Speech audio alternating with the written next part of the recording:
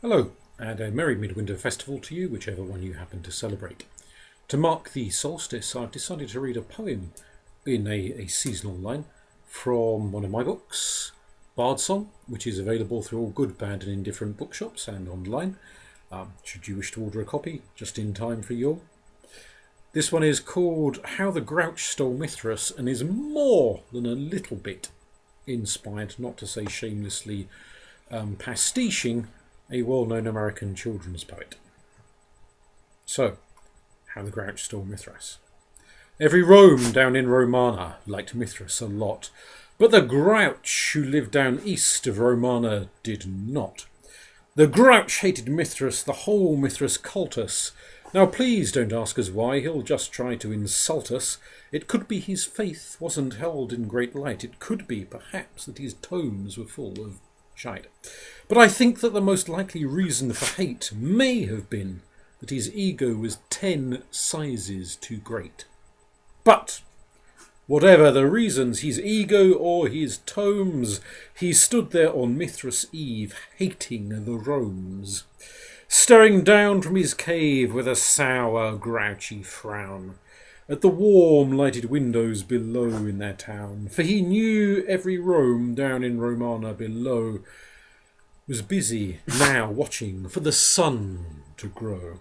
And they're bringing their bullocks, he snarled with a sneer. Tomorrow, old Mithras, he's practically here. Then he growled with his grouch fingers nervously drumming, I must find a way to stop Mithras from coming. For tomorrow, he knew, all the Rome lads and maids would wake bright and early. They'd rush for their blades, and then, oh the blood, blood, blood, blood. That's one thing he hated, the blood, blood, blood, blood. Then the Romes, young and old, would sit down to a feast, and they'd feast, and they'd feast, and they'd feast, feast, feast, feast. They would feast on Rome vino and rare wild roast boar, which was something the old Grouch did simply abhor. And then they'd do something, oh, he hated those vile brats, every Rome down in Romana, the plebs and the plats, would stand close together with Mithras bells ringing. They'd stand hand in hand, and the Romes would start singing. They'd sing, and they'd sing, and they'd sing, sing, sing, sing. And the more the Grouch thought of this Rome Mithras sing, the more the Grouch thought, I must stop this whole thing. Why, for 300 years I put up with it now. I must stop this Mithras from coming. But how? Then he got an idea, an awful idea. The Grouch got a wonderful, awful idea. I know just what to do, the Grouch laughed up a gale, and he made up a quick messianic mythic tale, and he chuckled and clucked, what a great grouchy heist! In this fanciful book I sound just like Jesus Christ. All I need is a devil. The Grouch looked around. But since devils are scarce, there were none to be found. Did that stop the old Grouch? No! The Grouch simply said, if I can't find a devil, I'll make one instead. So he called Samael, and he took some red thread, and he fixed 2 big horns on the top of his head. And then he wrote down some books, just some old sham, on a ramshackle creed, and he hitched up old Sam. Then the Grouch said, Hallelujah! And the creed started down towards the temples where the Romes lay a snooze in their town. All the windows were dark, quiet dust filled the air. All the Romes were dreaming sweet dreams without care. When he came to the first little shrine on the square, this is stop number 1, the old Grouchy Pool hissed. And he climbed to the roof, empty books in his fist. Then he squeezed the portal with a fearful slouch. But if Lares could do it, then so could the Grouch. He delayed only once, all timid and wary. Then he stuck his head into the sanctuary, where the great pagan statues all stood in a row. These statues, he grinned, are the first things to go. Then he slithered and slunk like a sleaze from the Senate around the whole shrine. He took every tenet, pontiffs and pietas, civitas, bells, festivals, virgin births, priesthood and smells, and he stuffed them in books. Then the Grouch, very cunning, stole all the temples, took over the running. Then he turned to the rituals, he took the Rome feast, he took the Rome vino, he took the roast beast. He cleaned up the rituals, snuffed their sacred fire. Why, that Grouch! He even took their vast Roman empire. Then he snuffed out the lives of the faithful with glee. "And now," grinned the Grouch, "I will chop up the tree." And the Grouch grabbed the axe and he started to hack. And when he heard a wild sound like the howl of a pack, he turned round fast and saw a fierce Rome. Great Mater Lupa Rome, matriarch of this home.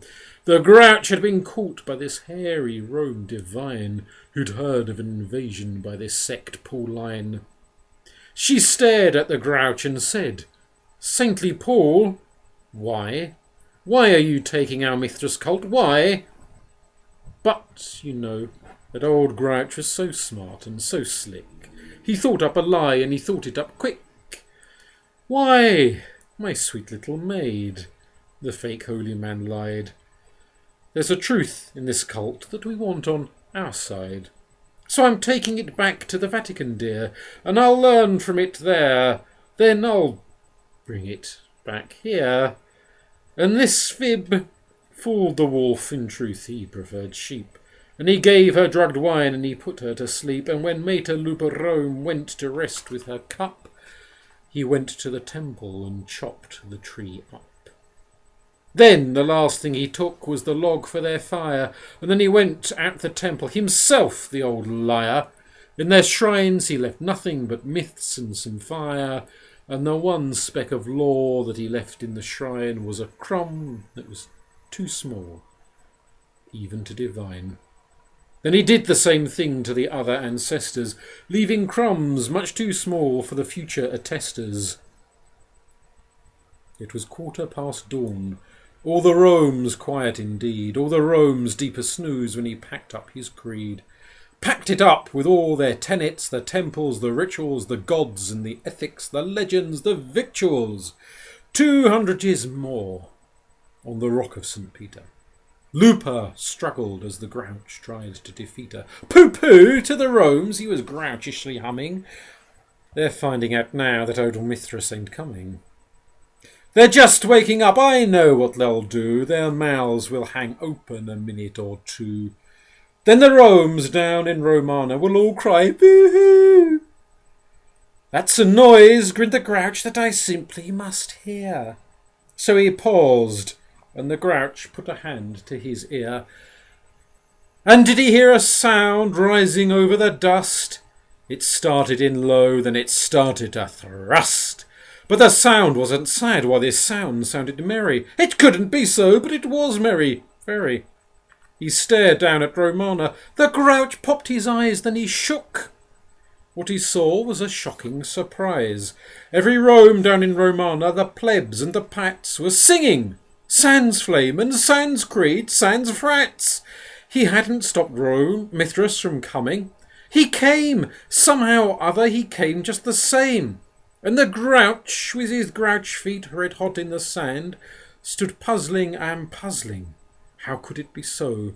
He came without calling, he came without rites, he came without sorcery, candles or lights. And he puzzled, near 2 millennia, till his puzzler was sore. And then the Grouch thought of something he hadn't before. Maybe Mithras, he thought, wasn't made up one day. Maybe Mithras, perhaps, really is here to stay. And what happened then? Well, in Romana they say that the Grouch's huge ego shrank 3 sizes that day, and the minute his ego didn't feel quite so strong, he raged and he bellowed from his pulpit long, and he brought back the hate and the lies and the fear, and he himself, the Grouch, knew his end near. Happy Yule.